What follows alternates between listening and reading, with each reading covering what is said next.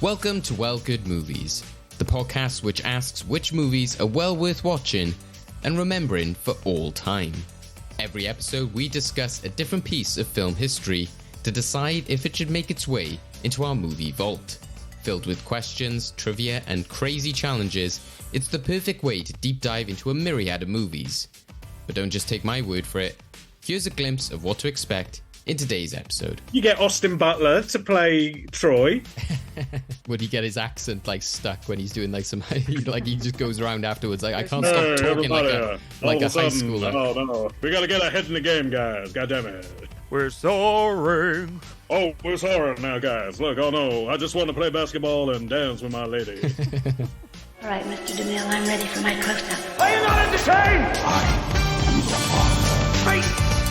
I'll be back. Here's Johnny. Oh, hi, Mark. They call me Mr. Tibbs. It's not the car. It's a silly musical. I'll get you, my pretty. To infinity and beyond. You're only supposed to blow the bloody doors off. Well, good movies. Hello and welcome to Well Good Movies, the podcast that asks which movies are well worth watching and which deserve to be remembered for all time. I'm your host, David Oscar, and I am joined by our very own Ms. Darbus, getting ready for his Twinkletown musicale. It's Craig MacDonald. That's the character you choose for me. I can see the scarf and everything, flicking it around, walking around the school. How are you anyway, Craig? I'm assuming you're happier now that we are hopefully going into the new year with something a bit more jolly compared to last year and some of the chaos you had to endure in 2023. Well, we're on the right track. It's just I'm very much hoping that I can trust these people to get things continuing on the right path, and that you aren't just going to slingshot us into something else, which basically is just a repetition of 2023. You never know. Some of the people who are involved in that decision are, of course, here with us today. So we have a big episode to discuss a very big and fun film. So we needed all the help we could get. So first of all, rejoining VHS Corner, it is our good friend Sarah Williams. Hello, Sarah. Hello, how are we doing? Hello. Not bad. Are you glad to be back in VHS Corner? I am. I'm ready to give you all your musical knowledge of this wonderful and timely film, I think.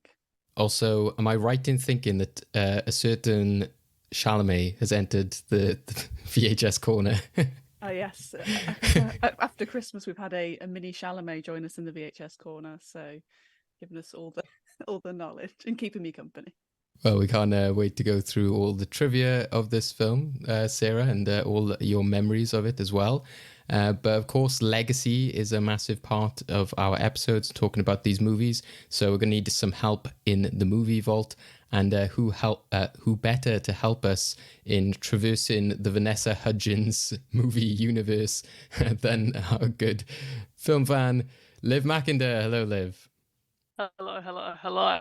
And you know what? I'm actually relatively clueless about Vanessa Hudgens beyond the memes. So you give me far too much credit there. I don't know. We kind of have to give you that credit, given the fact you utterly destroyed us last time with Night Before Christmas. What month was that in again? Well, we recorded it in April, and then the episode, I'm pretty sure, was released in June. My proudest moment. This is your punishment, is you are now head of the Vanessa Hudgens universe, despite, like you said, not knowing much about it. You started it, but yeah, it just feels like one of those moments in which somebody's got up on a stage and they're like, I'll be honest, I'm a fraud. I won't be a fraud for much longer, though. I've got a video essay queued up for the Princess Switch 1, 2, and 3 movies, so I'll be your true expert soon. Amazing. Well, we can't wait to hear your thoughts on today's film, but also joining us, bringing lots of memories and fun thoughts, is our good friend, Paul Klein. Hello, Paul. Did you describe me as fun? You take that back. Oh, I mean, based on this film, I would hope so. And the fact that you were, very adamant that you were going to defend this, I would be interested if you were going to do that from a point of negativity. This is 100% a film that I will bare knuckle box people over. is a master pie. Is a master pie. Also, it has been your birthday recently to this recording, and I have seen a few videos and pictures swirling around social media of you smiling and dancing. So maybe that's where I'm getting this fun atmosphere from. I know it's not your usual vibe. I got to say, that's all Photoshop and AI stuff. Fake news. It's fake news. It's fake news, guys. Okay, I've never done. Actually, that's not true. This episode will reveal that I am something of like Willem Dafoe. I'm something of a dancer myself. Maybe you're Ms. Darvis. You're just there like the musical. I can pronounce musical. That's the difference between me and Darvis. It's pronounced musical, woman. Also, is she a teacher? Because all she seems to care about is putting on a musical. That's not a lesson. Enough teasing about this film. So, Craig, for those who didn't listen to our Movie Vault update episode, which was me and Craig recapping last year, can you let people know how we came to discuss this film and what it is? Well, people should go and listen to that episode, especially the end game, because we had veteran quizzer Ed Mason come and join us specifically to run a Films of 2023 quiz, with the format being the one from our Endgame special, which is the Mojo Mind format. So that's questions that could be about anything, but the answer will be the name of a film specifically. David tried. He definitely tried, but he lost quite badly, I believe, Dave, right? It was 15 questions. I got 8. You got 3? Yeah? I mean, you specified in that Films of 2023, which I'll be like, there were Films of 2022 in there, which I know Ed said about at the beginning, but I was like, this is going to get me. And yeah, so needless to say, David lost. So I took the opportunity to set us once again on the trajectory for the year, and I decided that this would not be a year in which we start with some dark crime thriller of any description, given the 2 years that we've had starting before. We were going to start with something very, very fun, very, very lighthearted. And once I watched the film and found out for myself, even starts with a New Year's Eve party. So perfect opportunity.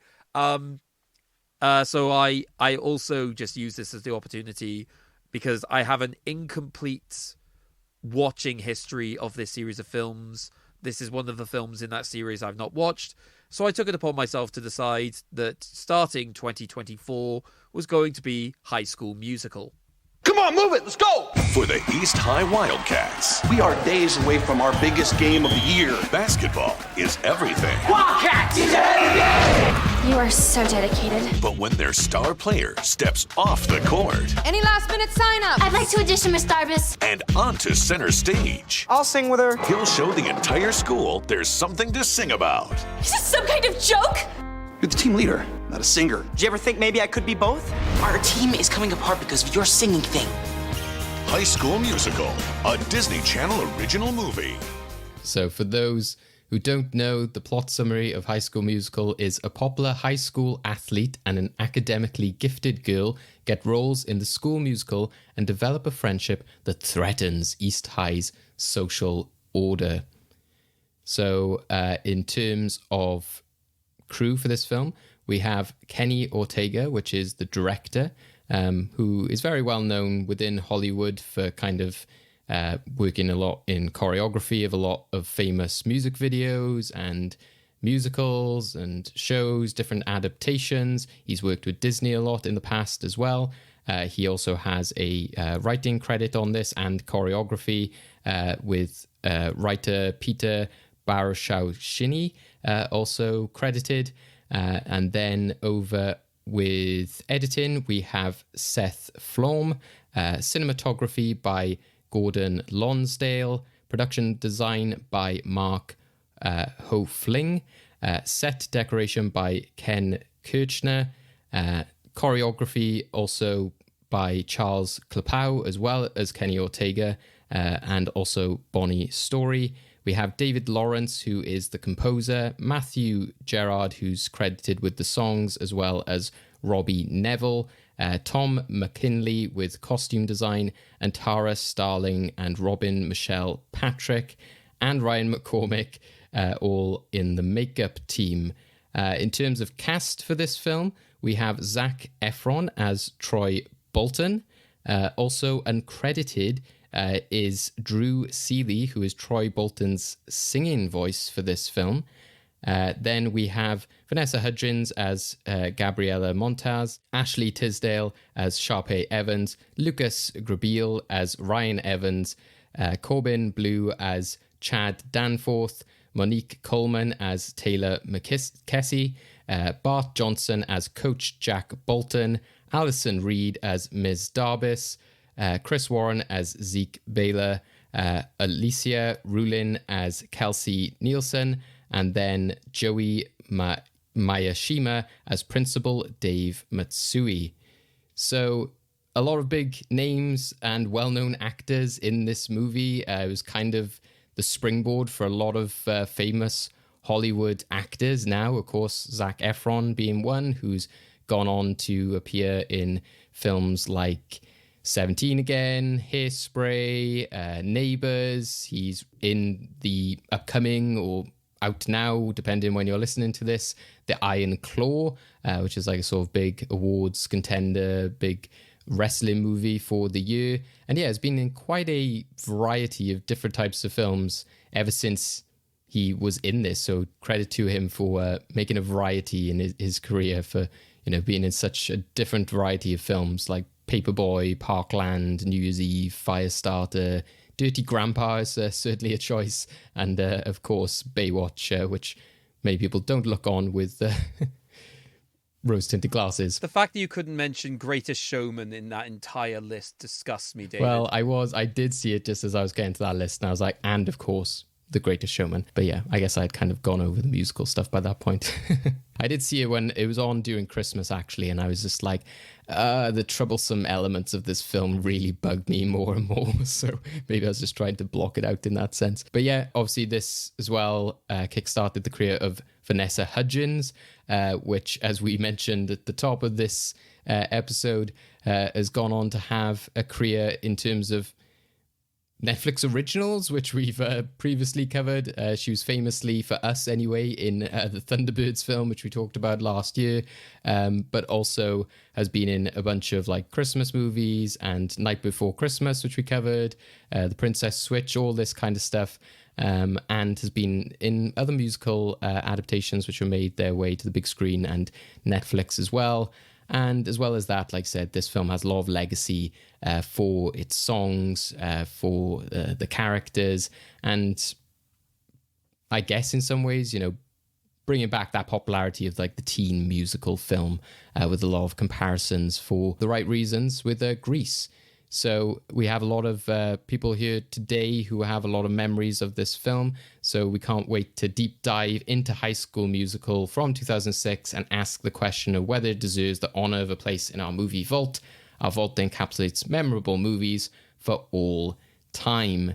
So I'll go straight to Paul, as he is grinning there as we mentioned all of these famous names and famous movies. Paul, you said before recording that you remember the hype, you remember growing up during this time of High School Musical. So what does High School Musical mean to you? You know, so it's 2006, so I was in year 8, so I was 12, and here's a surprising thing. If anybody knows me now and sees a bald, scary, grumpy man, you might be surprised to know that I was quite the theatre kid back in the day.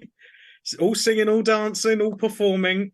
So High School Musical really appealed to the sensitive artiste within me. And I don't know, I just remember you couldn't turn on the Disney Channel without hearing that opening piano bit from Breaking Free. And even if I hear it now, get a bit choked up, a bit nostalgic for my younger, happier days. And I remember the hype. It was huge. And anyone that says that, oh, I don't remember high school, they're lying. It was massive. And, you know, it gave us Zac Efron, one of the greatest ever humans that are good looking. And Vanessa Hudgens, who, let's not forget, said that it was sad but inevitable that people will die from COVID. So, you know, who swings around about? bringing up one of Craig's favorite trends of 2023: problematic actors and things that they've said or done. To be fair, this is why I didn't mention that one of Zac Efron's pieces of work was also the Ted Bundy. Hey, I watched. Oh, that. yes. He was so good in that. He was so good in that. See, I have a friend who got confused and thought he was in the Jeffrey Dahmer film and spent the whole time watching the film wondering how they did the makeup so well. My God, he really looks like that guy from the X-Men films. Wow. He's really reinvented himself. Such range. The guy's got range. Those are definitely the pinnacle of like good-looking performer plays like monstrous person. Is like, should people be fancying this person? I don't know what's going on.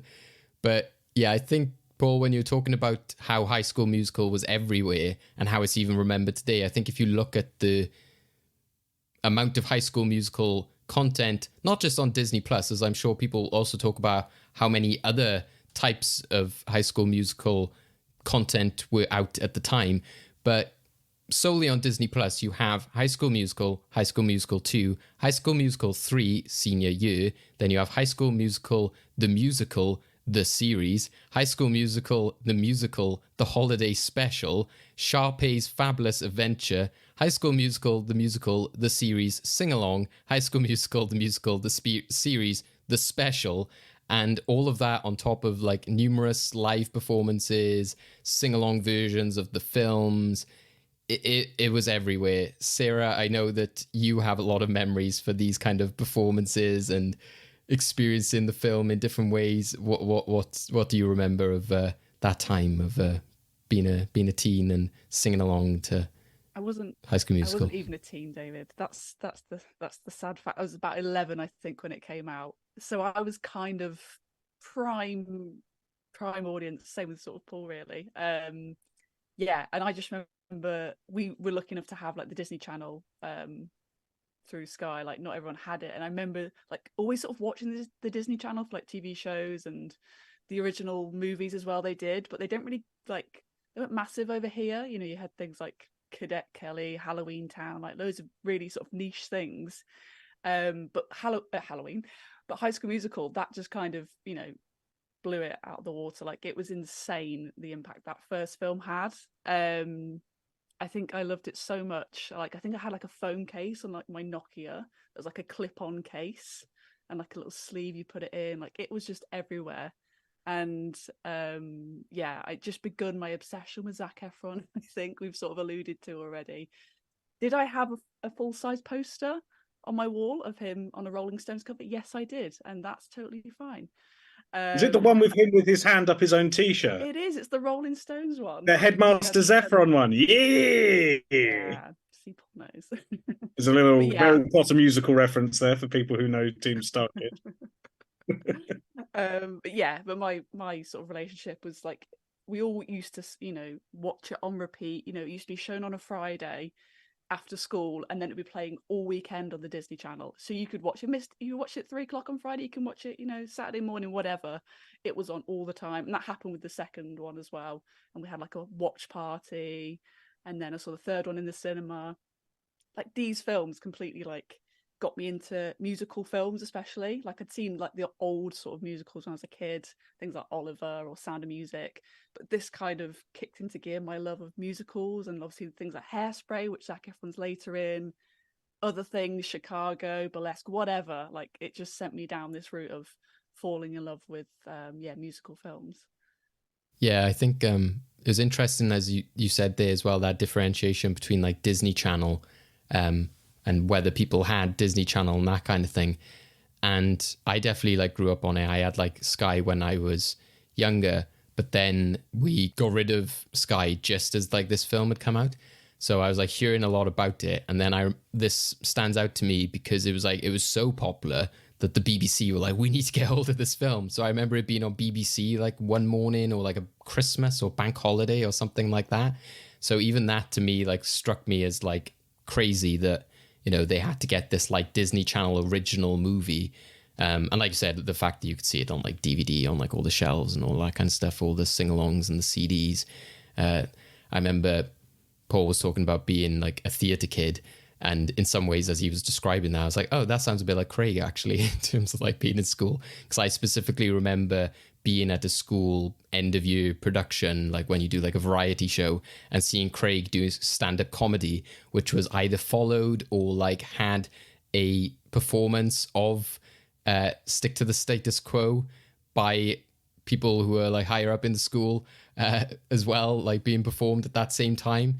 So it, again, that to me like struck me as like, oh, okay, this really has got a chokehold on like, you know, popular culture and teenagers, etc. Because, you know, they were performing it, that, you know, people were loving it and playing all the different parts and the voices, etc. And the fact that, again, it was just a Disney Channel original movie, which we've covered before on this podcast. So it's funny to be revisiting that as well. So not only has Craig brought us back to musicals, he's brought us back to Disney Channel originals. But Liv, you were saying beforehand that that's kind of your memories of it as well, is specifically adverts. Yeah, so I never watched it. Of the Disney Channel films I watched, I remember Camp Rock, I remember Cadet Kelly, and I remember the ice skating one where she's bullied for being a figure skater, and then they come together and they're like, you can do both, which again, thematic considering today, but those are the only ones I ever watched. That's such a theme of Disney Channel movies, because we like covered them for some reason during the pandemic, when we're like, what's to watch at the pandemic and lockdowns, and Disney Plus had just come out, and it's like every sports movie, as Craig will know, on Disney Channel is about the person who's passionate about said sport gets bullied for being good at it and liking it. Also stuff that takes a tremendous amount of discipline. Like, to be a figure skater, I wouldn't mess with a figure skater. They would be able to snap your neck with their thighs. No, the one that really got me was, what was the film I had to watch about bowling? Alley Cat Strike. That's it, yeah. Well, that doesn't take any skill. Anyone can be a bowler, but you bully them. Sarah, you were even talking about like live concerts and like these specials in which they showed you how to like dance along, etc. Is this like more embarrassment in terms of like you remembering that stuff? I don't know why you're laughing, Paul. I know you were there. You watched them too. Yes, I went to the live show. Paul I was teaching them. I was the master. You were Miss Darbus that we've established. Yeah, so I did go and see the live show. So this must have come out between the first and the second one. I've gone back and realised there was a West End show and it toured around the UK. And I definitely went to see that. Possibly, I think, Craig, sounds like you might have as well. Oh, no. What I went to see was much, much weirder, I promise you. Bit more low budget, was it? But yeah, I was obsessed with this, and I was like, can I get it in any other medium basically besides the actual film? So I saw the theatre show, I watched the dance alongs, so they would again, like what Olivia was saying about sort of the adverts, they would come in and be like, hey guys, let's learn, you know, the dance to get your head in the game. So, you know, we used to just sit there and watch it all the time. I think I might have had it as a ringtone as well. So, you know, used to dial a number and say, I'd like to buy this ringtone. I think I had Breaking Free. I'm pretty sure I did. Wow. Okay. Yeah, this definitely you were a High School Musical kid. It enveloped so many elements of your life. I think the fact that you sent me like a link to the production trailer, the fact that the channel is like Wolverhampton Grand, it's like one, touche to them for like 16 years later still have, you know, putting that trailer and having it online for this like production of High School Musical. But watching it, I did think that this is perfectly set up for a High School Musical, for productions of this film, you know, like Grease, etc. They quite nicely lend themselves, I think, to school productions, etc. But probably have some more problematic elements that High School Musical then, you know, mends in some ways. And definitely, again, in America, from what I've seen, you know, they tend to, anything they can turn into a musical, whether it be like Dr. Seuss or something like that, they will take and they will do, you know, because a lot of the times they do have like theatre teachers like this, and, you know, big like, you know, gyms and, you know, end of year shows and all that kind of stuff. So yeah, I can see how this kind of like captivated people so much. And even when you look at that kind of production history, and you look at, you know, Kenny Ortega and, you know, what he's been involved in, you know, we were mentioning other Disney Channel films and even just Disney projects in general. The fact that, he was like a choreographer on Hocus Pocus, it's anytime they were like, right, we got this like song and dance sword number, he was definitely somebody that you would go to. So, and looking at the fact that he's worked with, people like Cher, Madonna, but then also being involved in like Hannah Montana, even the This Is It, Michael Jackson, film that they made, like, not long after his death. And then since he's been involved in the Descendants films, which again is another cinematic universe, which I'm sure Liv maybe one day will go down in terms of being interested in Disney villains and their children.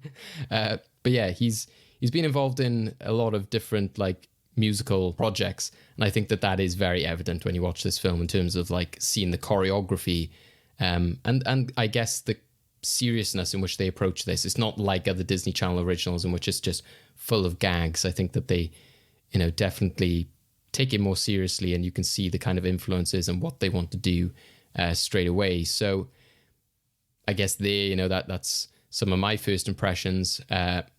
Craig, you said earlier that this was one that you hadn't seen before in terms of having a strange watch through of this franchise. So what's your first impressions, and what was your previous experiences with High School Musical?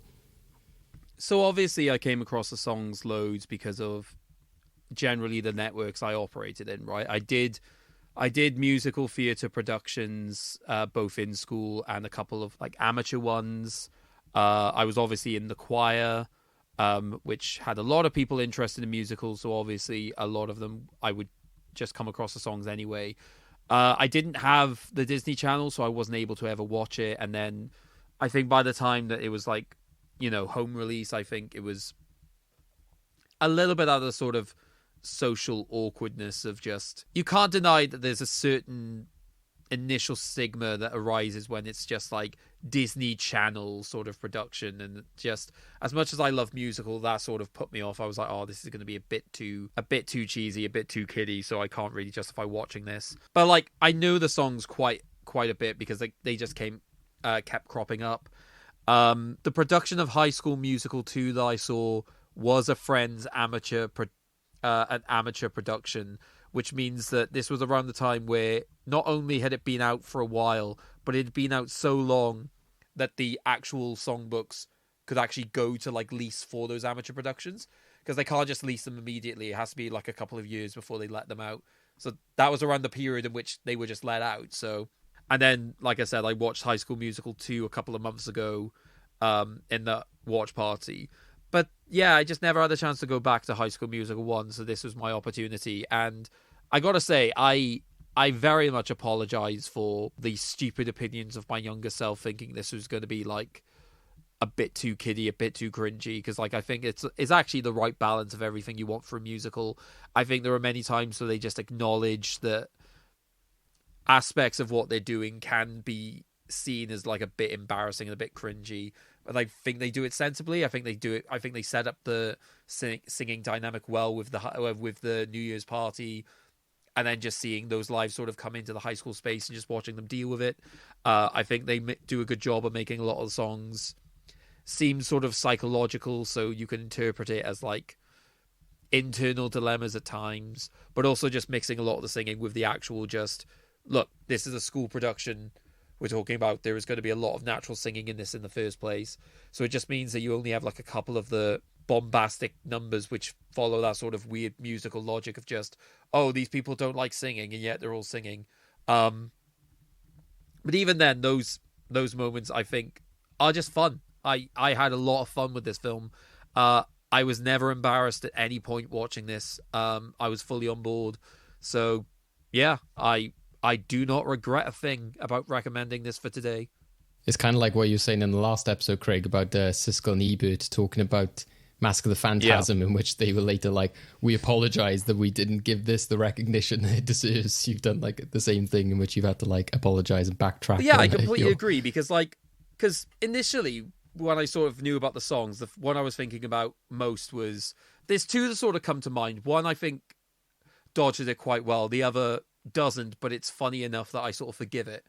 hang on, if this is not meant to be people enjoying singing, why are they singing? One is get your head in the game, but then at the point where it's very clear it's only Troy singing, and it's like everyone else is like dancing around him, but it's more like the actual basketball moves. I was like, this is actually really clever. And the second film, they also do something very similar with the, granted, this is more cringe, but hilarious, the entire dancing around on the golf course, just like just like screaming in like the screaming with like all of the sprinkler systems on. I was like, okay, this is just ridiculous, but I love it. But then the other one is stick to the status quo. I'm just like, well, it's all these kids telling these people to not embrace the passions that they like, which includes, oh, Troy should not be singing. It's all of them singing just don't embrace what you like. Just do what we think is cool. And I love the film, but in its premise, it is a horrible, horrible song. Because it's literally all of them singing, just stick to the status quo. It's like all of them going, all right, what do you like doing? I like baking. Oh, God, no, you don't. No, you don't like baking. How dare you? But I made some creme brulee. There's a lot of like toxic masculinity at work in this high school. I like to sing and dance. No, you don't. That's a girl thing. I like to play the cello. No, you're a stoner. You will smoke weed. I think the only one they were somewhat legitimate is that girl being like, I really like hip hop. I would have just been like, no. Sorry, but no. I don't know. I feel like that bit's laced with fat phobia there, because they're like, "Whoa, big girl dancing! Get out of my face, big girl!" She comes back in and body pops at the end. They're still like, "Yes, like have your moment." I'm glad that they don't like forget about it. Yeah, I'm also glad they were able to get past the entire Chad talking essentially about segregation. I was like, "Whoa, what the hell, buddy?" We was just literally like, "Oh, after a time they think they can come and approach us." I was like, Chad? Are you kidding me? Dude. I'm sure we'll get to the songs, but when we are talking about status quo, I did, when I'm watching this as well, in terms of like, like how much of different groups and trends, changed in terms of like the jocks and stuff like that. And again, that kind of reminds me, Paul, of when we were watching 21 Jump Street, in terms of, when Channing Tatum's going in and he's just like, what, who's he? Is he a nerd? Like, what? Nerds are cool. And, I didn't hit him because he's gay. I hit him and then he happened to be gay. If anything, it would have been more horrible if I knew he was gay and didn't hit him. So I guess this film is like the Channing Tatum in terms of those types of jocks. But as soon as I saw the skaters, I was like, oh yeah, this is, like now peak, kind of naughties. And yeah, I don't think that kind of exists as much the same, but it especially made me laugh because everyone else is kind of like just either dressed in a very like typical nerdy fashion or kind of just generic American fashion. So then as soon as it parts, you just see all these kids there in like hoodies and like beanies and stuff. I was like, oh yeah, no. I kind of like the fact we've that got like the skater the cello kids. guy's explaining what the cello is, and they're like, what is it though? And then he's like, it's like a giant violin. They're like, okay. Do you have to wear any particular clothes? Coat and tie. Whoa, no. Baggy jeans or nothing. What I liked about that group was like all of the kids in this film seem to be children, but one of the skaters, I was like, that is like a 40-year-old man. It's like everyone else. It's like Grease though. It's like Grease where they're like, it's our last year of high school. Well, you kept back for 47 years. Yeah, that's what I was wondering. I was like, is this the one guy who's like the Grease reference or something? But did anyone see the end scene? Like, I love the end credits? scene.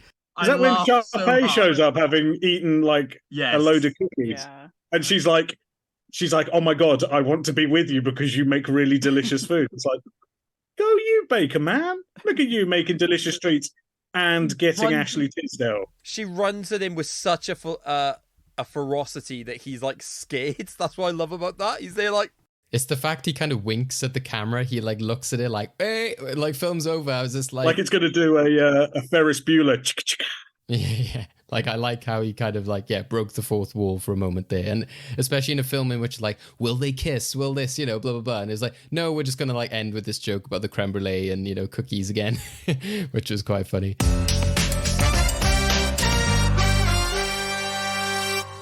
So, Paul, I'm guessing from everything you said there that even on revisit, you are still a fan of this film. I honestly, thing is, like, not just that the nostalgia wave hits me, like, it engulfs me like Sharpay engulfs the baker guy at the end. It's like, I'm like, oh my God, the nostalgia's killing me. But just, I don't know, I think it knows how dumb it is. And I think I think that's the problem with other Disney original movies, is that because I can only think about the modern equivalent would be if like the Christmas Prince or whatever it is, if that became a global phenomenon that everybody was talking about. Like if a Netflix original suddenly became this cultural touchstone, that's the only thing I can compare it to. But you can't. You can't get that now because there's too much dilution of content. But I think, I mean, I did watch other Disney Channel originals, Camp Rock. What's the one with the guy from this? Oh, Jump In. I watched Jump In. They were trying to have what High School Musical. I think the problem is it's that thing that if you try and make a cult movie, you'll just make a bad movie. If you try to make a good movie and it turns out bad, you've made a cult movie. And I feel like this is that perfect thing of like, I think all of them are like, we're making a really solid film that just happened to then explode. Whereas all the others are like, let's make another High School Musical type thing, but with the Jonas Brothers. And it's like, yeah, but it's not as good though, because the songs aren't as good. And the Jonas Brothers aren't Zac Efron. Like, you're not got, and also none of them have Ashley Tisdale playing one of the all-time great Mean Girls. I think she's so good. And I don't know. I just think that when you rewatch it, you're like, this film is funnier than I think people at the time gave it credit for. That bit where it says like, what is it? Day of the musical, day of the final, day of the math competition. Help. Yeah. It's like, this film knows it's ridiculous. The fact that the basketball and the musical and the math contest all happen to be on the same day at the same place. Like, surely somebody would go, maybe we don't do the basketball thing the same day as the math thing. I don't know. There's going to be a lot of footfall in the school. How are we going to keep a track of everyone? I think in terms of when you're saying like if a Netflix film became like this big cultural moment, I think the closest thing you could get to that, and Craig will appreciate I mentioning this because I didn't agree with it going into the movie vault, but possibly the closest you've had in terms of a shared experience was possibly Eurovision, the Story of Fire saga, in terms of, like play Ya Ya Ding Dong, all that kind of like, people were on the same, wavelength of knowing the jokes and knowing what it was parodied in, and a lot of the, songs that people enjoyed and a lot of the cast. I think, again, if it wasn't for like dilution, and maybe that film came out like 10 years earlier, that could almost maybe have the same effect. But it shows the power of music, I guess, in a way, because that's a film which also understands that it's very silly and, is there with open arms. Yeah, but that's easier to get in. That's easier to understand from the offset, given the fact it's got Will Ferrell as one of its primary cast members. This is This is having to walk the line of, okay, well, we know what we expect from a Disney Channel original. Can we do anything to break that mold? And in some areas they fully embrace it. In some areas they do actually go past that mold. So that's why I give them a lot of respect. I think they take, I mean, I'm not so crazy about the second one, but the first one, I think they take it seriously enough that when Vanessa Hudgens has her solo where she's singing in the corridors and it's a big emotional moment, you're like, are they like, they're not playing it for laughs. It's not like, ha ha, she fell in love with a jock, what an idiot. It's a genuinely upsetting moment where you're like, oh, she actually really thought that it could work. And, that's like, not to get too familiar, it's the Romeo and Juliet thing here, guys, really, what we're talking about. But like, it's that kind of thing. But at the same time, it's also really, really camp. And I really, really love how camp it is.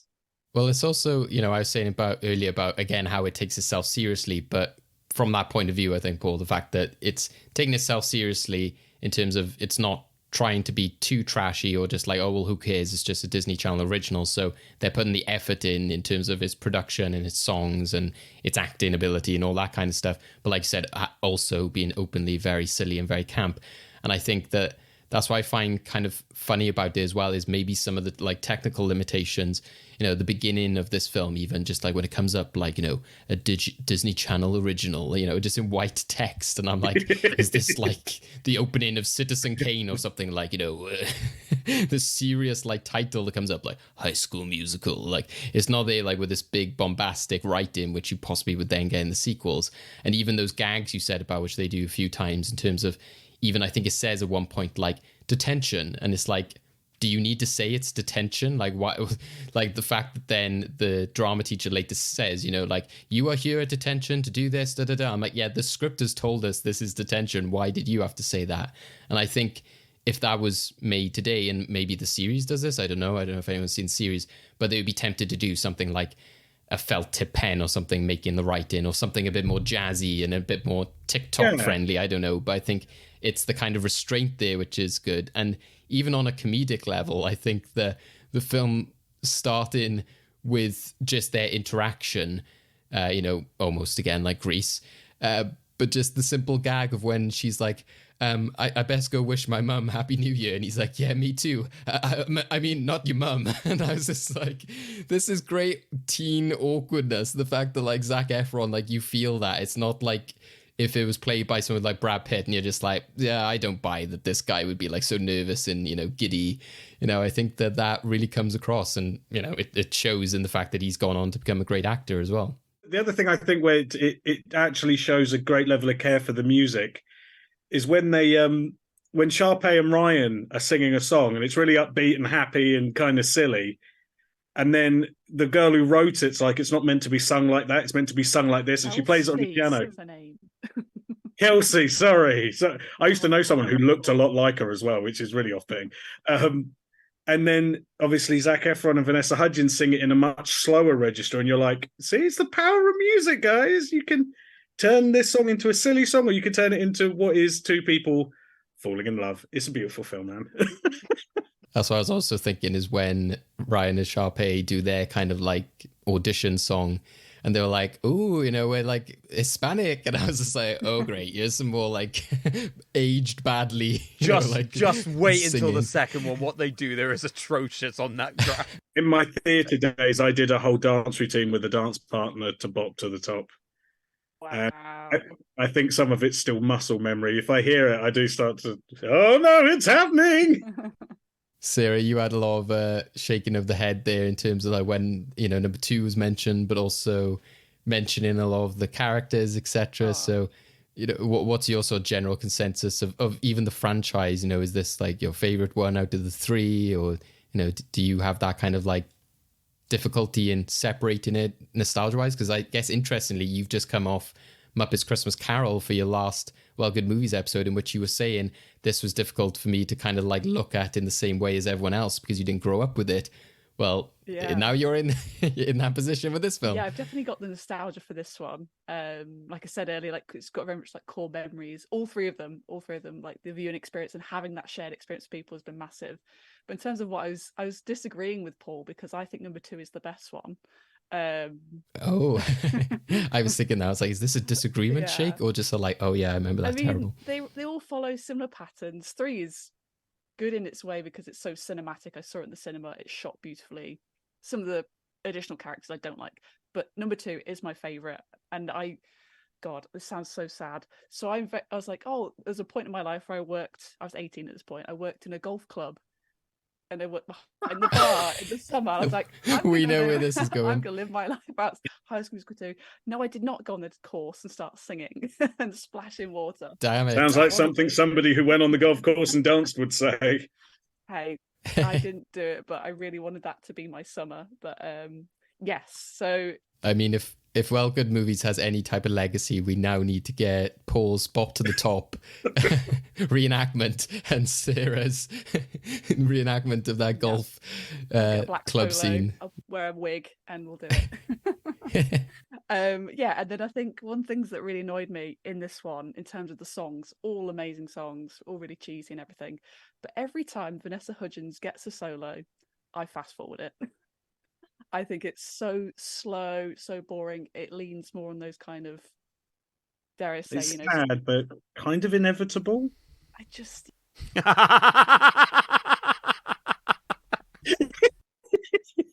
I'm glad somebody got that reference. But yes, so skip all of it. What made me laugh, Sarah, during those that her like ballad, how much she like goes for it in terms of like music video, like like dancing up on the wall, and I was like, there are some moves in this, and like when she's like looking more to camera and singing as if it's like this is my Lizzie McGuire kind of like moment of like singing, and Hannah Montana, that was a bit distracting to some degree. I Even if think you fast forward it, she only moves like a couple of paces down those stairs, and it's just it's this is no Lizzie McGuire movie. you would know you did fast forward it, so you could see how much she'd moved during that. Quick question then for Sarah. So obviously she has like a sort of breakup solo in the second one, and I think that probably is more well known to people, just because I think like do you prefer that one, or do you still have the same issues with that one? I think that one's better because Troy comes into it. I think I agree with that completely. Yeah, and then the third one they do it with Walk Away. I'm like, fuck this. And What's the one in the second one? Is that it's when it was me and Troy. you? No, it's that's from the first one. Way is the second one. Yeah, that is a better song. That is a better song to me. Exactly. Liv, I guess you would be in the minority there in terms of like having the like viewpoint of like nostalgia for your consensus on it. So what was your initial impressions of this film watching it for the first time? I will say that I have so little nostalgia for it that I didn't realize I watched it during COVID or remember it. But honestly, my first impressions were, okay, there are some good songs that I can hum but not remember the words to. There are also some boring songs. In hindsight, I realize they're probably the Vanessa Hudgens ones. They're just unmemorable. You've got to be really emotional if you're doing a slow song, and the only time there's emotionality in the slow songs is when they're singing together, because there's chemistry doing the emotionality for them. So I'd have to agree with that. For the plot, I agree as well. I think it's got a good balance of like trashiness and actual quality story going on, and I did like it. But I've come out of it kind of thinking, if someone put this on, I would watch it and I wouldn't get distracted, but I would never choose to put it on. And I can't quite pinpoint why. I think it's maybe just because I've watched it too late. I've watched so many coming of age stories with similar plots that I've seen people not necessarily do it better, but do it again before I've seen this. So whereas to a lot of other people, High School Musical seemed really refreshing, but to me, it seems really overdone. It's like I watched Fight Club late, and to me, that feels really overdone now, even though it was like mind-blowing at the time. And I just think that's what happened to me with High School Musical, watching it now. It's kind of almost a bit like Die Hard to an extent as well, like, oh, they're doing a Die Hard and things. So if you come to that like later, you're just like, oh, so you're not seeing that kind of like revolutionary thing happen. And I guess again, we were talking about with Muppets Christmas Carol, if that's your first experience of a Christmas Carol, that story is going to have a bigger impact on you. So yeah, I see what you mean in terms of people growing up with it, especially if it's that kind of Romeo, first experience of a kind of Romeo and Juliet type story, or if you haven't seen Grease, etc.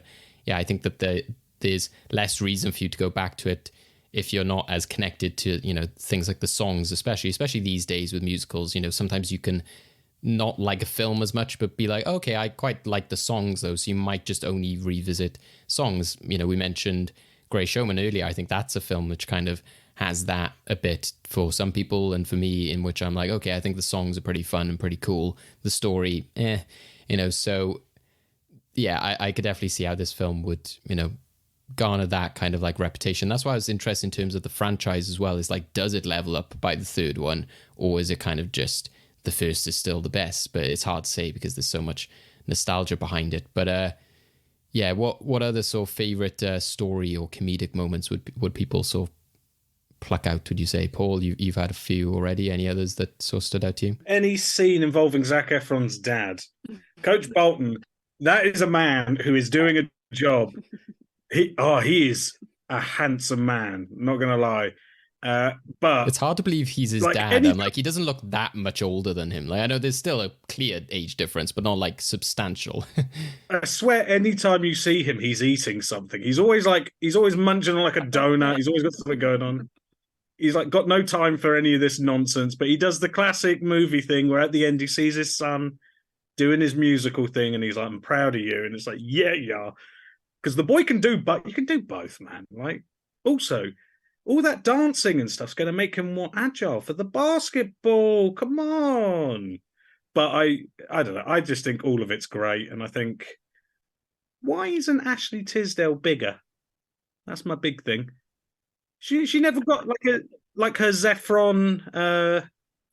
Like Vanessa Hudgens got like Sucker Punch, and she did the serial killer thing with Nicolas Cage, and she's done some stuff. Zac Efron's obviously. Vanessa Hudgens. Yeah, Zac Efron's obviously gone on to be, an absolute dilf. Like, oh God, he's gorgeous now. I wasn't so into him in High School Musical, but nowadays, now that he's a bit grizzled, very much. But like, why is Ashley Tisdale not like? Where's her like? She plays like a heroin addict. Like, that I'm not a Disney Channel girl anymore. Because you got to do when you're known for like Disney Channel, you have to then, the Miley, the Anne Hathaway. I'm not Princess Diaries anymore. I'm playing, I'm doing nudity in movies. Like, where's Ashley Tisdale's? Why isn't she played Aileen Wuornos? Like, just throwing this out there as a concept, maybe she's mentally happy. I don't care about that. I want more Ashley Tisdale in movies. Come on, Feige, put her in a Marvel film. But I think the moment in the film in which like I was like sold on her like performance and like her comedic ability was like when the like audition list like comes out and there's that scream. It was like that was just brilliant. They're just like like looking at it, and just how much they. Again, this is where I'm talking about like the seriousness of how they're taking this production is the details as well. The fact that like she has that pink locker with like the star on it and everyone else's is normal, and her costume choices. I don't know if this is controversial in terms of like Sarah, Paul, but I don't understand why they make her and Ryan siblings.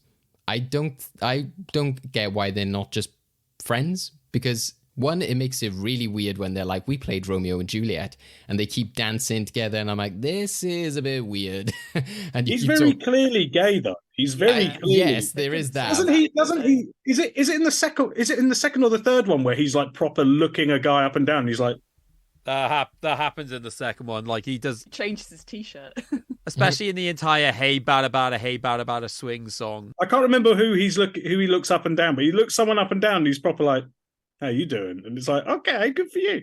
It is weird. It is borderline incestuous how they're like draped over each other. Exactly. I think do they? They're twins, aren't they? So yeah, that's what I thought. They must be twins. That competition. I think they say something like that at some point. Maybe how they were twins and who came out the womb first. Whatever. I don't know. I think everything's a competition with them.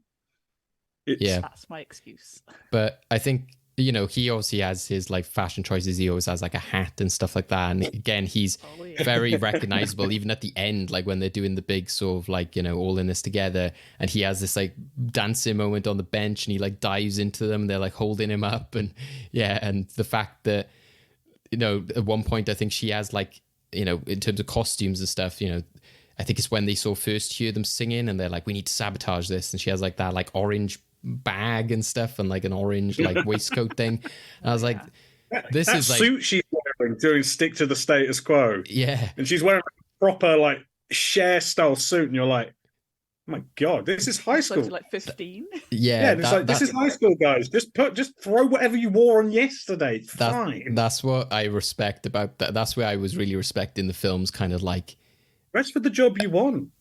ability to capture like the camp aspects, but also the kind of musical aspects. Because to me, I was watching that and being like, this is really kind of like choreographed like you would see it on stage in terms of like she's on like the stairs and the way she's walking down. And I'm like, this is such great like momentum. I loved like, because as it turns more chaotic, that song, which is a great song, you've got the fact that they're all spinning around, and then Gabriella's getting like overwhelmed by it, and she's like walking down like this like boss, and I'm like, yeah, this is really working now in terms of like that kind of setup of the staging of that. I thought was fantastic.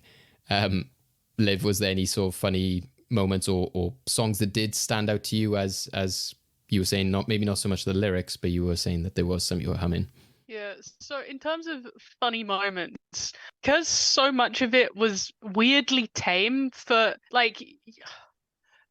you could tell the melodrama was meant to be there. The things that I found funniest were the things that felt shoved in there. So for example, when Zac Efron's running to the audition and hiding around the place, and he walks through the car body shop, and I'm like, okay, you really haven't got rid of enough of the grease script there, or you've shoved in too much of a reference. And then later, when he goes up to Vanessa, I can't speak now. Vanessa Hudgens' room, and she's supposed to be like relaxed and studying in her bedroom, and she's like wearing full on like the most elaborate jewelry I've ever seen. It's just moments like that were actually really funny to me whilst watching, because, and as well, anytime they almost kissed, absolutely hilarious to me. Like I understand for some people watching it, it's all about the tension build there and like, when's it going to happen? But for me, it was just, wow, this is Disney Channel. I love it. This is insane, brilliant, hilarious. It's aimed at people who have never been kissed before, to be fair. It is aimed at like Sarah. She loved it. It's aimed at like 12-year-olds who are like, oh, to be able to kiss for the first time with somebody who loves musical theatre as much as me. They kiss half the time in animated films. As soon as you make it live action, it's like, oh, they cannot touch. Well, this is Disney Channel. It's very different from a theatrical release. But I think that's what also makes me laugh in terms of like watching it from this different perspective, because I'm like, if this was like a British film or like on the BBC, like a CBBC British original, High School Musical would be amazing. CBBC original would it be?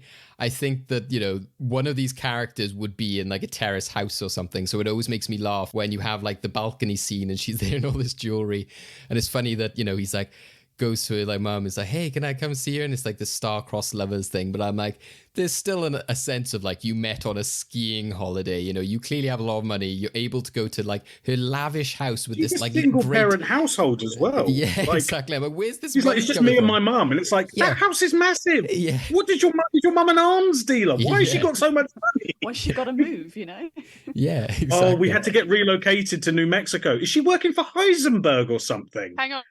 If you pay attention to the Vanessa Hudgens extended universe, you'll understand that she's related to royalty. So, and there it is. My mom got a job in New Mexico. She works for Gus Fring. It's part of the Breaking Bad. But it makes sense. Like, we already know that Gabrielle is very good at chemistry. Bryan Cranston shows up. Gabriella, we gotta cook. When we're talking about the simplicity of some of the stuff, that it is just East High School. Could we not have come up with something as opposed to West High School, North High School, South? Yeah. There's only 4 high schools in Albuquerque. Yeah, exactly. Especially the fact that like the Wildcats, Northeast High School. But they don't play basketball though, so that's the problem. Yep. Is this going to be like a monorail situation? Like they go to West High School and they're just like, there never was a musical here and there never will be, putting down the shutters. No, I just like the idea that they have like a music and film college, which is North by Northwest. Hey. There he is. The thing that made me probably laugh the most in this film was obviously there was the big focus on the fact that he wants to play basketball and also do the show. She's intelligent and therefore, well, I say wants to do the like math decathlon, is made to do the math decathlon. She was bullied into it on her first day, right? The first person who saw her. But regardless, still like somewhat enjoys it and is good at it, right? I just love the end where it's like the big focus on they win the basketball game, everyone's on the court like, yeah, just all the celebration. And just Troy and Gabriella meet up. It's like, oh, how'd your thing go? We won it too. Yay! And I was like, but that's less cinematic. So we're not going to show you winning that. Yeah, well, Otherwise, it's just the end of Mean Girls where they win the mathletes competition. It's just Gabriella going, the limit does not exist. Yeah. It does make me laugh as well that you get, because in that moment, well, especially for Sharpay, that she comes out and they're just like, hey, you mad? She was like, no, like break a leg. And she's like, okay, suddenly she's happy with this, which adds to the campness and the fun, especially the fact that she's kind of able to like throw in a dig at her at that moment.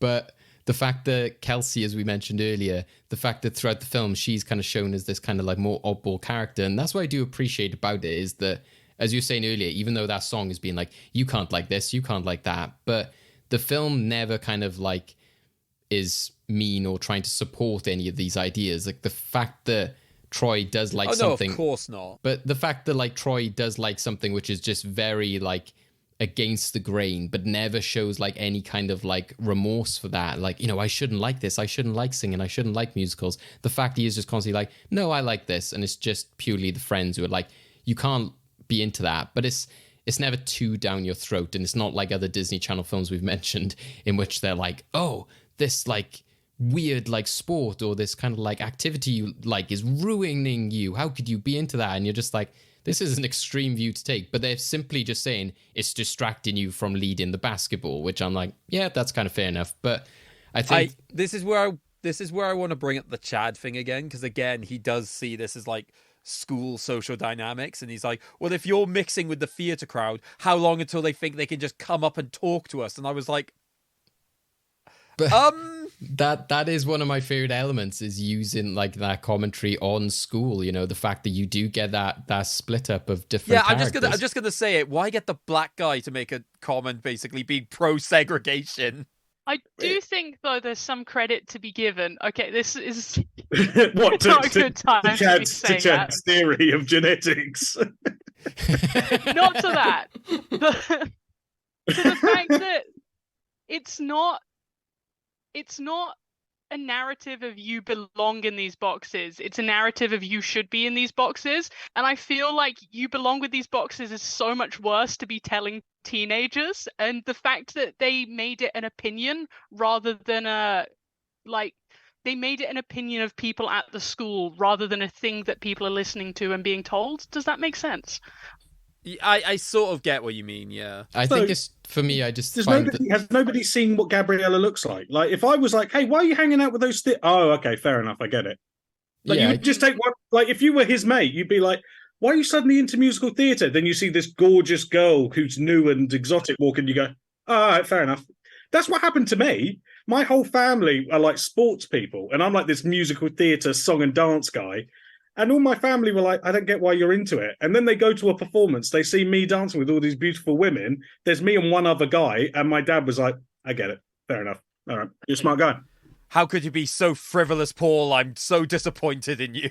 I'm joking. Why aren't you playing rugby? Oh. The film can be guilty, I guess, of like, you know, obviously the over glamorizing and using just kind of generically like good-looking people, but I think there is an extent in which you have like a character like Taylor, who's then like one of the other mathletes and stuff like that, and which I'm glad when she was introduced, I'm like, oh, this isn't just, you know, she's wearing glasses and got zits and greasy hair.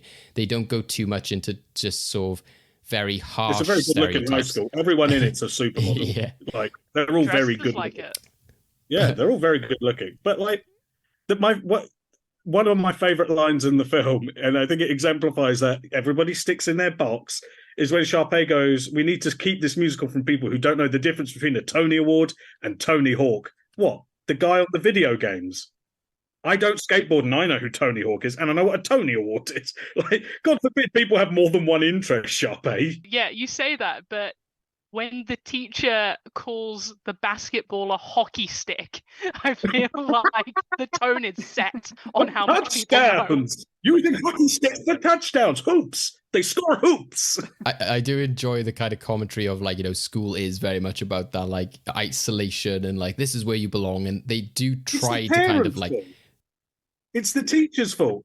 Darbus doesn't understand sports, and Coach Bolton refuses to understand musical theatre. So they're also like, no, you will stick in your lane and they will not speak. You must stay separate. That's where Chad's got it from from Darbus and Bolton's supremacist views. I guess the characters, like the guy who bakes, and as we mentioned, Taylor, like some of those go against the grain, and Troy as well. The fact that he's doing singing and dancing as a basketball player, they go against that grain and going against the status quo. So I guess they do push back against that notion that they say.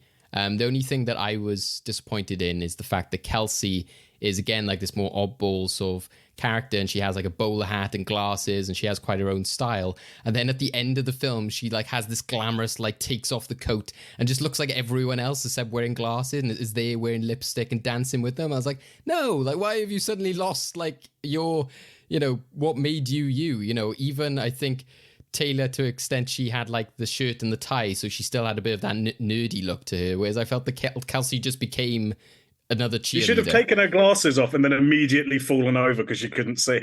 We've talked about songs. Sarah, what is a standout for you? What is your favorite song from High School Musical? I'm going to go with Get Your Head in the Game, I think. Oh. Yeah, I think it's the catchiest. Just the beat, it gets in my head. Breaking Free is definitely like the most cheesy, and kind of like, when you think of like this film, that's the easiest one to think of. All in this together used to come on in clubs when I was in uni at the end of the night. And I was just like, we have to leave. No, we must stay. I would have been like, this is my jam. Well, Sarah, in the Muppets episode, me and Craig sung Scrooge. At the end of this episode, we actually... No, I'm joking. I want to do the Vanessa Hudgens bit. I was going to say, that would be cruel to do with me, considering I've got a cold at the moment and zero prep time to learn Breaking Free.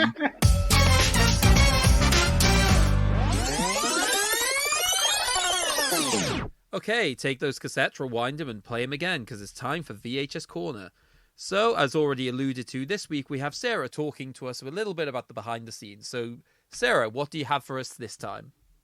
Well, I know we've talked a lot about this film, and what's one of the most interesting things to me is how quickly they filmed it. They filmed this in 24 days, which is actually insanely quick, because a regular film takes about 8 to 12 weeks. So the turnaround time was insane. And not to mention, they recorded the soundtrack within 5 days, which is just unheard of, to be honest, in terms of film musicals. We've alluded to the Disney Channel original movies, and this one is one of the most successful ones of all time, with 7.7 million views in the premiere broadcasts. The Cheetah Girls 2, another great film, broke this record with 8.3 million on its premiere night, and then High School Musical 2 is now the highest rated Disney Channel film with over 17.2 million. So you can see why they got that cinematic release with the third one. There was obviously a lot of input from the cast in terms of the fashion. So we've mentioned Ryan Lucas Grabeel wore a lot of hats. So he wore 9 different hats during this film. I'm sure we could go back and count them all. And Corbin Bleu was wearing 3 watches at the one time throughout a lot of this film. We don't really know why. Crazy guy. And he wore these graphic t-shirts, which he chose as well, with slogans like, I come with my own background music. Very random creative choice of 2006. Zac Efron, our lead actor, would have to practice basketball for 3 hours a day in order to get, those skills down, which obviously then later played a big part in Efron's following role in 17 again, where he's also a basketball star.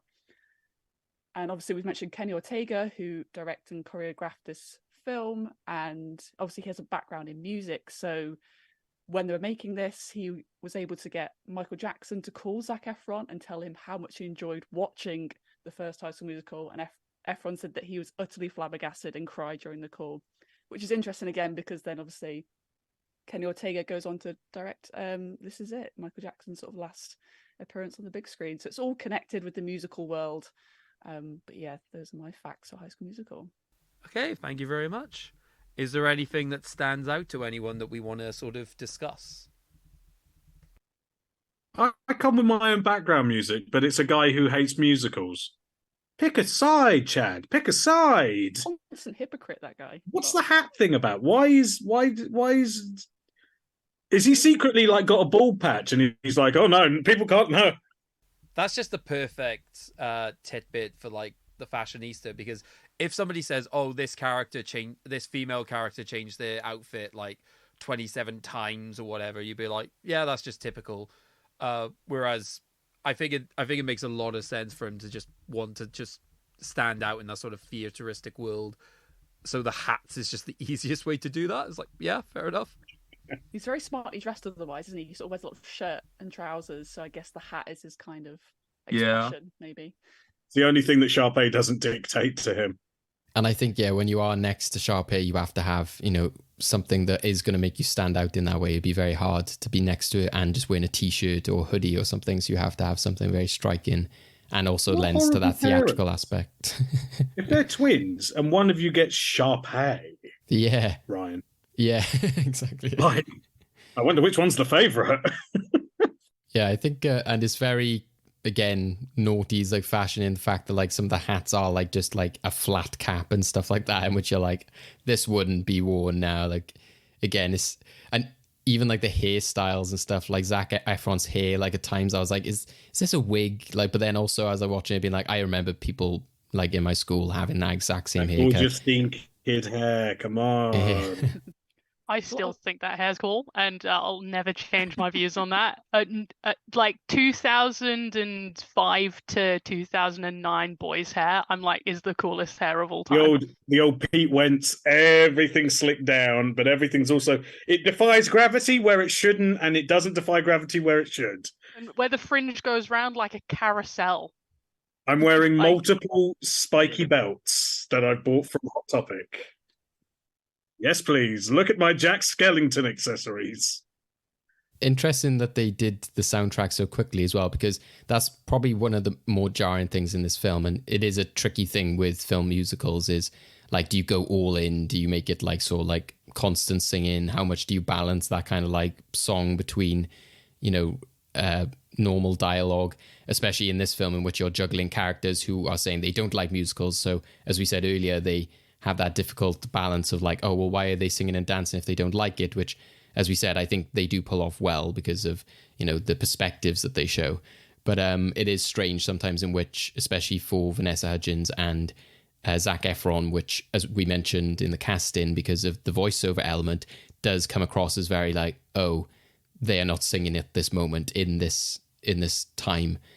Why? Maybe is Zac Efron like on the got- balcony? Is that the only time he actually sings? Because he sounds very different there, and it sounds like it's in person. Do we know why he gets a singing voice? Because Zac Efron can sing. So, like, why is... I was hoping this would potentially come up in VHS Corner. But I think Sarah's got an answer. I don't know. It's the only... It's because his voice was too low, I think, when I looked We're soaring, we're flying. You're not Which you believable can as a hear. 13-year-old. He said he was like 18 when they filmed it. I was like, I think it probably makes sense for the entire, like, puberty is a weird beast at times insofar as what it does to people. I can imagine it being like, okay, we've written it in this very specific way. Okay, we'll dub him over with somebody who presumably doesn't look anything near the part but sounds it. What can I say? Disney Channel producers are a fickle creature. I do have to wonder, like, do you guys think that this would ever get the Disney remake treatment? And No. who do you think would be cast? Because I couldn't help but think throughout this entire film that this is who you're basing this lady off. But surely if you came and did a remake, Meryl Streep should play the drama teacher. oh yeah, that's the great Yes. one. She even looks like Well, her. like, if they made it now, then obviously Jenna Ortega is no relation to Kenny, I assume, would be playing Gabriella. Yeah. You get Austin Butler to play Troy. Would he get his accent like stuck when he's doing like some like he just goes around afterwards like I can't stop talking like a high schooler. Oh no. We gotta get ahead in the game, guys. God damn it. We're soaring. Oh, we're sorry now, guys. Look, oh no, I just want to play basketball and dance with my lady. It's funny because he dated Vanessa Hudgens for like 7 years as well. Oh. Did he? Yeah. That horny dog. What a cad. But did Zac Efron and Vanessa Hudgens date? Ooh, what was going on behind the scenes? Don't perpetuate horrible narratives, David. They did. Uh-oh. Who was dating Ashley Tisdale? Because, like... A dancer. Me, I wish. Oh, God, do I wish. I think Sarah's still got like her copy of like, I don't know, well, there's like teen magazines, like, Pop, Buzz, or whatever. Like, where it's like saying, I had Teen Vogue. I was probably into. Can I say, I joked about earlier turning this episode into like a 15-year-old girl vibe, and now we've got people gossiping about, so who is in a relationship with who? I heard that Zach isn't talking. Right. So let's wrap up our conversation about the legacy of this film and how much we enjoyed it. So we now go over to the movie vault. So for anyone new to the podcast, we'd like to think of this as a time capsule of memorable movies for someone to dig up in the future. So our question today is, should High School Musical from 2006 gain the honor of a place in our movie vault and be remembered for all time? Now, not too much pressure, but I think it might be unfair to go to the person who saw this for the first time, or at least second time, but couldn't remember the first time, after everyone who has a lot of nostalgia for this. So I'll go to Liv first. Liv, what do you think? Okay, so I think I personally wouldn't put it in my movie vault, but it should belong in the movie vault, because I think it's been ever present, even if slightly out of distance, throughout my entire life, and I've been realistically constantly engaged with this film to some degree at different points in my life, even if a large part of that was Disney Channel adverts, and it was pretty unavoidable. And I think it should be remembered by history, even if I personally would just rather watch Grease. Ooh. And didn't you see a bit of, like, on your letterbox, you said about this was meant to be Grease 3? Oh, yeah. I don't know how many people actually know that. I was reading about it while I was watching the film. The script was initially for Grease 3, and then they had all the Screen Actors Guild strikes, and then they couldn't get the pay for the franchise to be. They were going to have Justin Timberlake in it. I think Christina Aguilera was going to be in it as well, of all people. And then they just like scrapped it and were like, okay, we'll change the script, we'll get rid of the IP, we'll make it our own. I mean, I can buy it from the sense of like, that was fun to find out. This has better writing quality than a lot of Disney Channel originals, so I can buy into that. So, but yeah, Sarah, I'll go. Did we miss out on a world where John Travolta played Coach Bolton? Oh my god! I think the plot link was supposed to be the love interest whose name. Oh, Gabriella. See, I paid so much attention to this film. She is supposed to be Sandy's daughter. Oh. But not Danny's. That's interesting. Yes. It links back to Hairspray, because then Zac Efron and John Travolta are together. True. Yes. The Travolta-verse. And that's Michelle why. Pfeiffer, who's in Grease too. And that's why Danny didn't have a child, because he had a sex change and become a woman. Or at least didn't have a child with Sandy. I'm not saying that is not plausible between, two women. Possibly she just wasn't into that. Sarah, why? What do you think about High School Musical going into the movie vault, trying to disregard everything we've just said about Grease? Yes, I think High School Musical should be in the vault. It's pivotal, even though I think its sequels are better. This one changed the way in which Disney Channel original movies were seen around the world. The music's cheesy. It brought a love of musicals to people like me and many other kids and adults, I'm sure, around the world. I think it still stands the test of time. I watched it last night and I laughed my socks off. So I think it's worth it. I think everyone needs a good musical in the vault, and you wanted more diversity in terms of the films in your vault. So I think, yes, it should go in. I think it's tempting to not put it in just for the fact of, like, if you had a Sharpay, like, gif or something of like, like if it didn't go in, like that scene in the film. But Craig, what do you think? I mean, it was a cultural phenomenon that even to this day still lives on within the hearts and memories of many people. It stands up there as having songs which musical theatre aficionados still revere to this day. It's got to go in. Fair. And Paul, I'm assuming you're on board with this? Nah, I hate it. It's terrible. No, but the thing is as well, like, in terms of its legacy, like, without High School Musical, you wouldn't have Glee. Like, Glee is the, the bastard offspring of High School Musical. And, whatever else Glee has given the world, it's, a phenomenon unto itself. But that all comes from High School Musical, the great big monster juggernaut thing that it was, that by all rights should have come and gone. Like, it has no right being as important a film as it is. It should have just come out, a couple of tweens enjoyed it, and that is it. Everybody moved on, and it became huge. And that it's unheard of. And also it launched the career of Zac Efron and Vanessa Hudgens. It taught me what scholastic decathlons are. Didn't know they were a thing. And I just think anything that, all right, it's not the best made film in the world. It's some of the performances are a bit ropey. The songs are cheesy, non-offensive pop, but sometimes that's what you want. Like, I don't necessarily, I think when people think of like a movie vault, they think like Citizen Kane, Schindler's List, 12 Years a Slave, other films about horrific moments in history.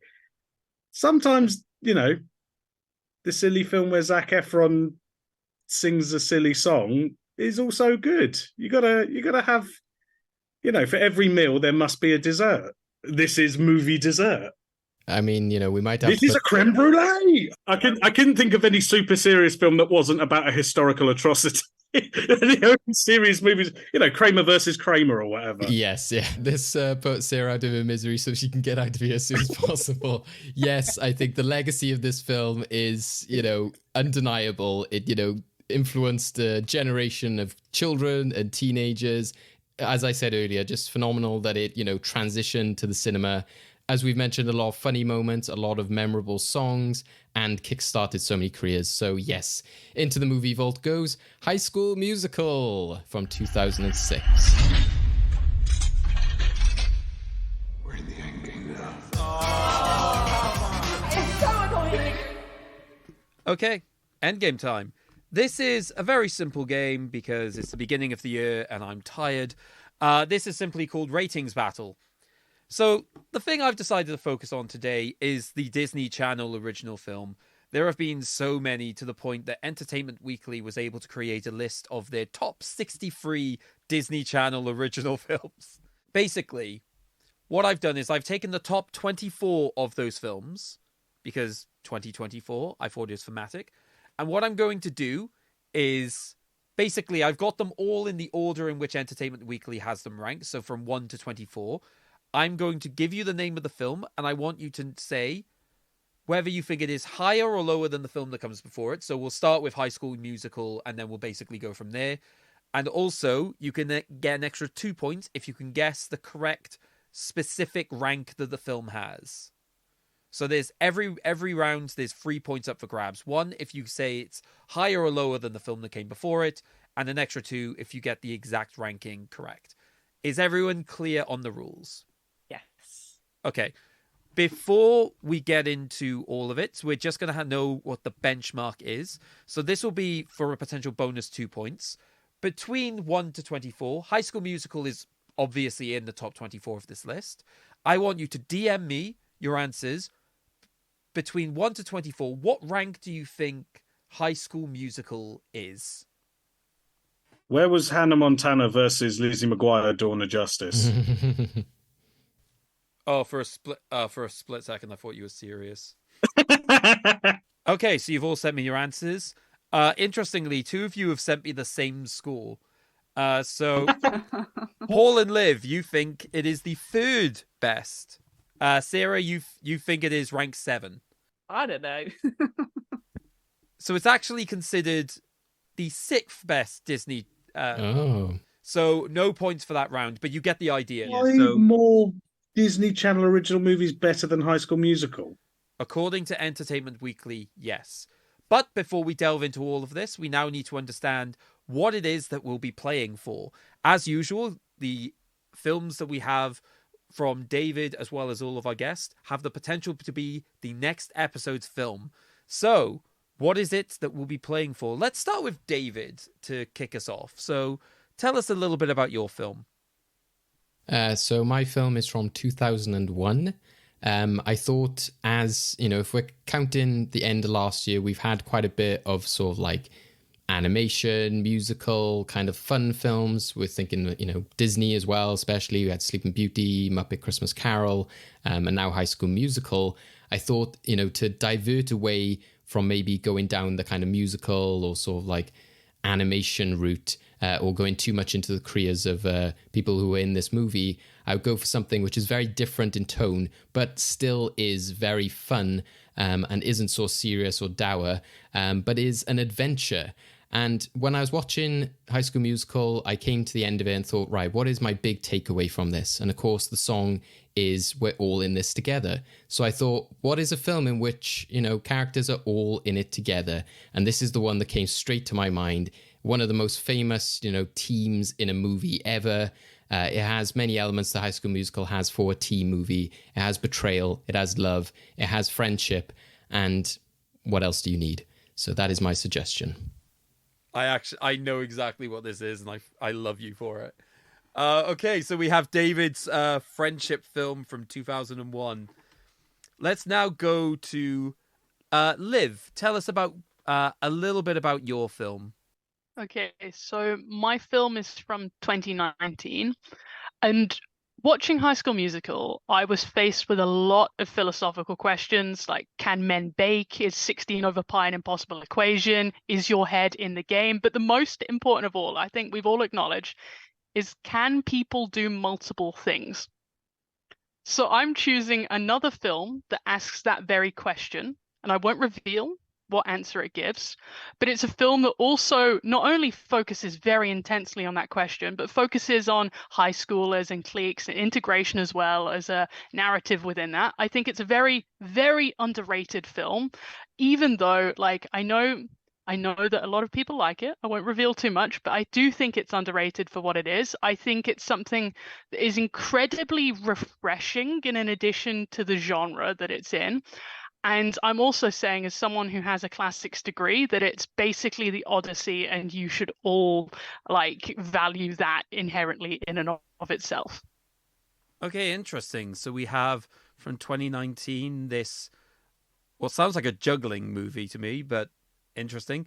We'll now go to Paul. Tease us with your film. Well, mine is from all the way back in 1975. I've decided to keep on the sort of cult movie vibe, the sort of camp end of things, something that is kind of what I would say is a forerunner to High School Musical in a way. That's what I'll say.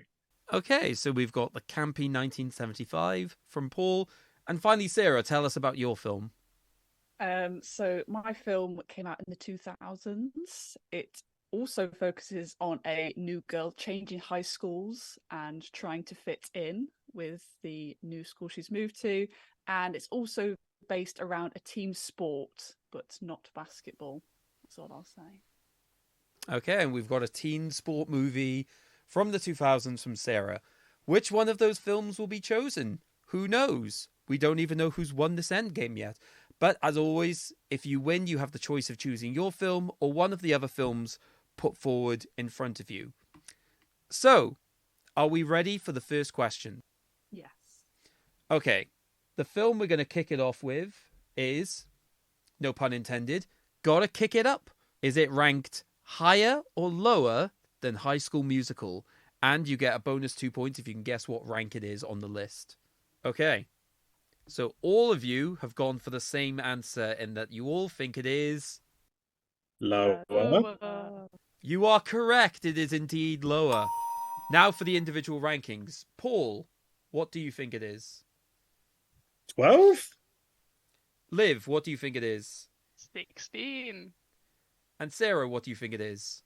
22. Excitingly, one of you is correct. One of you has guessed the film ranking exactly. On this list, it is number 16. Ooh. Somebody's looking at the It's list. like that time I picked a random number and guessed all the sweets in the jar. This is brilliant. Okay, we're ready for film number 2. Johnny Tsunami. You're making these up. I've seen. No, I'm We not. did an episode on Disney Channel originals. I can say that, that does exist. It's, Storm Kiara's boyfriend. Okay, this is where we've got our first divergence of answers. So, Liv, you think it is lower, and Sarah and Paul have both gone for higher. With a name like Johnny Tsunami, I hope it's higher, because I think that's such a dumb name. I can tell you that it is higher than Gotta Kick It Up. And again, one of you has given me the exact answer of the rank, which is impressive considering that you're one guess off of each other. Sarah, you think it is 10. And Paul, you think it is? Well, I went with 12 last time, so I just said 11. It's 11. He's not even seen it. I still don't believe it's real, if I'm honest with you. I think they made 2 of them. What is a sport? What is he, a surfer or something? Surfer, yeah. Okay, just to alleviate Paul, I'm going to go with a film that he has to acknowledge exists. Johnny Tsunami 2, Ride the Waves. The film we're going with this time is Camp Rock. So do you think it is higher or lower than Johnny Tsunami at 11? I wonder if this, like, the ranking of this list will, like, dictate when the person who made it was born. Or, like, do you know what I mean? Quite possibly could. All right, so, Paul, I want you to say whether you think it's higher or lower, and I want you to say what the rank is. What you think the rank is. Well, I've heard of this one, so it has to be higher, and I reckon it's probably 7, because High School Musical 6, so it's got to be 7. Okay. Liv? I'd put higher than 5. And Sarah? Yeah, I've gone with David's approach. I think this is made by someone younger than me. So I've put higher, but I've put rank 2. And you are all wrong. Ooh. It is lower than Johnny Tsunami. Wow. It's rank 22 on this list. Wow. Whoa. Not fan of the Jonas Brothers. Who wrote this list? Sophie Turner. Jeez. Give the Jonas Brothers some respect. Now we'll go for a film which, to me, sounds like a swear word, which I think all of you probably want to use at the moment for the author of this article, because we're going to go with the film Quince. Okay, we're just waiting on Sarah. Oh, I'm just having a mental breakdown. You're having a mental breakdown. I feel like I've never seen a film before. Johnny Tsunami. Okay. What a stupid name. Right, so Liv, do you think it's higher or lower? Higher. Okay, and what rank? 8th. Paul, higher or lower? I'm ranking based on name value from now on. Okay. I reckon it must be high. It's got to be. There's only 3 lower, so higher, and I don't know, 15. I'm like literally just throwing numbers out there now. Okay, and Sarah? I've put lower. Never heard of it in my life, and I've put it as 24. Okay, so first things first. It's higher, not by much though. It's rank 20. Nice. So that's a point for both Liv and Paul, but no additional bonus points. Next up, we have, and don't let the name trick you into what you think the rank might be, we've got The 13th Year. No, you've said that. I want to be tricked. That's the mentality of someone who has not played my games enough. This like, okay. So you've all gone for the same answer in that you think it is ranked higher than rank 20, and for that you were all correct. Yeah. So it's now, are there any bonus points up? Liv, what rank did you give? 17. Sarah, what rank did you give? 18. And Paul, what rank did you give? Oh, I know I feel stupid because I gave it 8. Because I don't know. I've lost control of my life. Well, the answer's 7, so Paul, you were actually 1 off. Oh, okay. Hey, I was also 1 off in a different way. You had a 1 on, if anything. All right, now we'll go to a film that I genuinely have never heard of, but spoiler, it has a sequel which is also on this list. We have Xenon, Girl of the 21st Century. Heard of it. This sounds like, in TV shows, like in Friends, this sounds like the sort of film that Joey would have been in. Yeah. I need to go back to Blogon 7 in search of alternative fuel. I think this is done by an older person, this list. I think they're on something. Where's Cadet Kelly ranked? That's what I want to know. Exactly. Paul, have you gone for higher or lower? Lower. And I reckon like 18-ish. Okay. That's interesting because Sarah and Liv have gone for the exact same answer, which is not that. So, Sarah and Liv, what answer did you give? Higher 4? Yeah. So the answer is it is higher. I hate this game. Is it rank 4th? Is it? It is not. Oh. It is rank 2. I almost put 2, but I thought no, because High School Musical 2 has the number 2 in, so that's more likely. If Cadet Kelly is not ranked number 1, I'm going to find this person and throttle them. No, the ice skating film whose name I can't remember needs to be number 1. I think it's some kind of ice skating pun, I think. But fair play to this person who potentially had to watch 60 Disney Channel originals to make this list. I will say that. Well, I think at this point, what you guys need is a bit of luck. So I'm going to give you the next one, which is The Luck of the Irish. And this is a film that has been covered on this podcast. So we can 100% say that it is true. The last one was ranked, what was it, 4? 2? 2. 2. Oh, my. Yeah, so basically you have to guess whether or not this is the greatest Disney... Well, it's called The Luck of the Irish, so I'm going to have a solid guess that it's not, because if it can't be better than Cadet Kelly. I kind of want to tell you the premise to because that might. We'll get just David to tell you the throw premise once everyone has submitted their answers. We're just waiting for one rank. Now I feel dumb because I keep going. There is no skill to this game, Paul. Just give up. Oh, I'm forgetting all the numbers that have previously been said, just to That's reinforce. I've written these down. It's not. That's my helping. problem. No, that's not the strategy. The strategy is to blindly proceed. Thank you, Liv. Just chaos. You're thinking too much. I'll tell you up front, all of you have said that it is lower than 2, and I'm not going to put you for any torture. You are correct. I will say, one of you has got the rank exactly correct again. So, Sarah, what did you go for? Put 9th. Paul, what did you go for? I put 5. I don't know what's going on with this list, and I don't understand it. So I'm just going to do jam numbers. What did you go for? I put 8. Well, the answer is 5. What is going on? I don't understand this list. This list has broken me as a human. All these Disney Channel, well, most of these Disney Channel films are often based on sports. And so if you were to guess what Luck of the Irish, what sport is involved in this, what would you say? Shillelagh throwing. I know what it is, so I'm not going to say. The very Irish sport of basketball. Competitive Guinness drinking. No, it's more racist than that. I don't know, whatever you want to say. So the film is that when a basketball player who's always really lucky and does really well finds out that he's half leprechaun, he suddenly loses his luck and becomes a mini leprechaun himself. Right. Leprechauns are famously tiny. Basketball players are famously 8 This is the gag. Tall. He becomes small. He becomes a tiny little leprechaun. But he's good at it, and then he becomes tiny when he realizes that his mum is a leprechaun.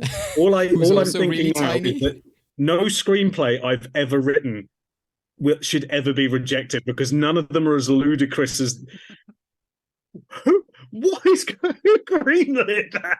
Went, yeah, that sounds that's sound logic. If I suddenly realized that people in generations above me earn more money than me, will I suddenly earn more money? How can I utilize this kind of power? I mean, that's not. If anything, it's you need to be earning no money and then realize that actually you're rich. Yeah. But going back to sports film, because the next question is a sports film. It's the film Motocrossed. I've put one that definitely hasn't been an answer so far, and that's all I can say. Okay, well, interestingly, we'll go with Liv's first because she's gone bold. Liv? She put it as number 1. Yeah, she's put number 1. I thought, if you're going to gamble, you might as well gamble. And interestingly, then Paul and Sarah have given me the exact same Oh, answer. for God's sake! Is it the right answer though? Are we in sync? Well, it is lower, but it is not rank 13. So unfortunately, it's just a 1 point for you. So it's definitely not one either. All right, you'll be glad to know that this is the final film on this list, and then I'll reveal to you their entire top 24 ranking. Guess a clue or Cadet Kelly, because those I know are real. The film that I'm going to give you is called Smart House. Oh, for fuck's sake. Oh yeah. So is it higher or lower than 17 was what motocross was, I should say. So is it higher or lower than 17? You know what? I'm gonna Definitely not number take one. a leaf from the playbook. I'm gonna try it. This is what Liv does to people. No, it's what your end games do to me. Okay, so we'll start with Liv. So you think it is Higher. Yep. And 15. Okay, and so ironically, you have not gone for the exact same gamble that both Paul and Sarah have gone for. So who wants to say what rank they think this film is? I put number one. I did a Olivia special. I thought I'd do a Liv. Bada bing, bada boom. So just to make it clear, so it is ranked higher than 17. And I promise you, I didn't plan for this film to end this game. But this film is genuinely number one on the list. Oh! Wow. Talk about threading the shark. It's like the answer wasn't given, but Liv like inspired the courage. That's what I do. I make people great. So, before I reveal the scores, I'm going to reveal the exact rankings of this film, of these films. So I'm going to go from 1 down because I want to leave 24 to last for reasons you'll understand. In number 1 is Smart House. In number 2 is Xenon Girl of the 21st Century. Number 3 was Halloween Town. Number 4 was Brink. Number 5 was Luck of the Irish. Number 6 was High School Musical. 7 was Wizards of Waverly Place, the movie. Number 7 is The 13th Year. Number 7 was Wizards. Number 8 was 13th Year. Number 9 was Get a Clue. Number 10 was Cadet Kelly. What? 11 is Johnny Tsunami. 12 is Phantom of the Megaplex. 13, The Ultimate Christmas Present. Number 14, Wendy Wu, Homecoming Warrior. Number 15, Stuck in the Suburbs. 16, Gotta Kick It Up. 17, Motocrossed. 18, The Color of Friendship. 19, The Even Stevens Movie. Number 20 is Quince. Number 21, True Confessions. 22, Camp Rock. 23, Up, Up and Away. And number 24, Xenon the Zweequel. Oh my god. Oh. So those are Electric those scores. Boogaloo. But what about the scores for our game? So in third place, we have, with a respectable 8 points, we have Liv. Congratulations. Good number that. I guessed it once. Twice. I guessed it twice. In second place, with 9, we have Sarah. I'll take that. Which means coming in first place with a dominant lead of 13 points, we have Paul. Oh my god, I won! How is that possible? I swear half of these films you've made up. Also, Liv, I can tell you that the ice skating film you mentioned is called Go Figure. That's a clever name. I like that. That's a clever name. So, Paul, as the winner, you have the opportunity to choose which film is discussed in the next episode. So, do you want to go with your film from 1975? Do you want to go with Liv's film from 2019? Do you want to go with David's film from 2001 or Sarah's film from 2000s? Well, I think I know what Sarah and Liv's are, but I really want you guys to have to watch my film, and whoever gets to watch it, I hope that they put it in the vault or I'm going to be angry. So I'm picking from 1975, The Rocky Horror Picture Show. Of course. One of my all-time favorite movies. Is camp. It's a musical. It's amazing. it better go in the vault or I'm boycotting this show.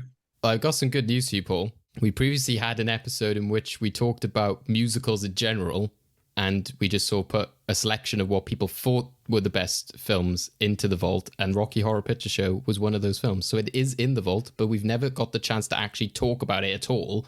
So this is another great chance for us to talk about a film in the vault, which has never actually been discussed in its entirety. So you can go in, enjoy the conversation, unless we have some sort of controversial take it out of the vault, which rarely happens, but you never know. Which would be mad if that actually happens. I don't know.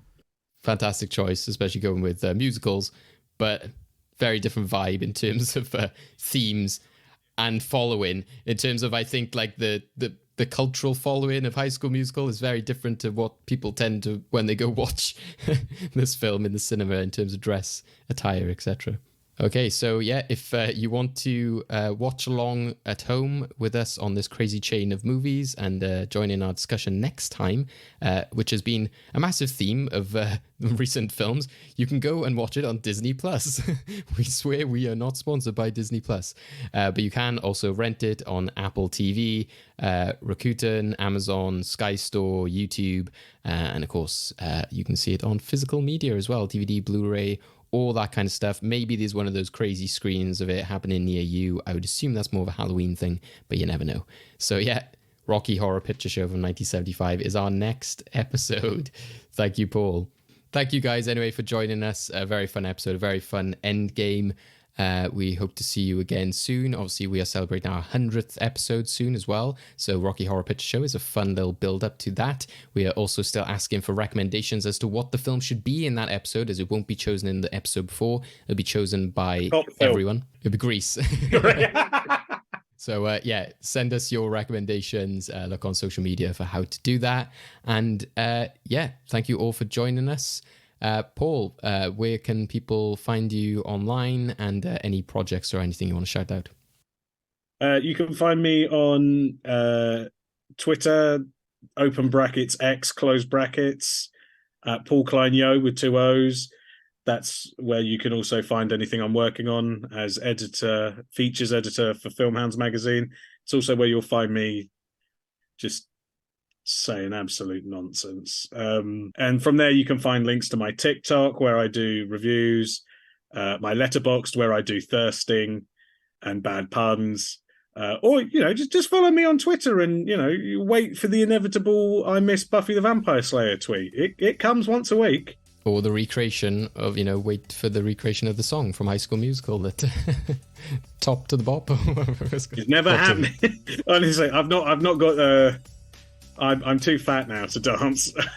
I'm just too out of shape. We'll get a picture, maybe. Just get a step ladder somewhere. It's all photoshopped and fake news. I've said this already. Liv, anything you want to shout out? Yeah, sure. You can follow me also on Twitter, formerly known as X, or Letterboxd. Username's LivyMac, LIVIMACK. And on both of those platforms, I complain about things. On Letterboxd, it's films. So if you like that, there I am. Amazing. Go follow Liv there. And Sarah? You can find me on Twitter, YouTube, TikTok, Instagram, other things under Sarah's Popcorn Chat or Popcorn Chat, talking films. Hey. No, it's good. Follow it. I can't say boo. I was on it recently. Subtle plug. Oh yes, David was talking about Wonka and the Wonka universe, as we've now called it.